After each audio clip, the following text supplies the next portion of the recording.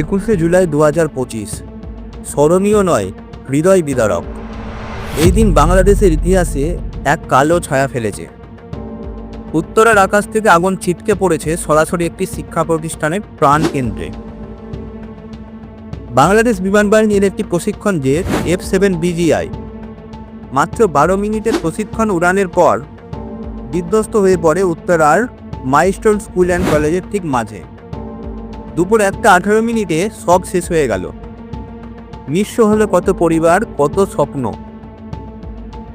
নিহত 19 জনের মধ্যে ছিলেন পাইলট ফ্লাইট লেফটেন্যান্ট তৌকির ইসলাম, যিনি শেষ মুহূর্তে চেষ্টা করেছিলেন বিমানটিকে জনবহুল এলাকা থেকে সরিয়ে দিতে।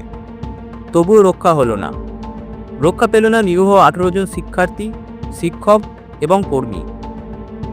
164 জন আহত, অনেকেই এখনো মৃত্যুর সঙ্গে লড়ছে। আমরা কি প্রশ্ন করব না, একটি যুদ্ধ বিমানের প্রশিক্ষণ কেন শহরের এই জনবহুল এলাকায় হয়?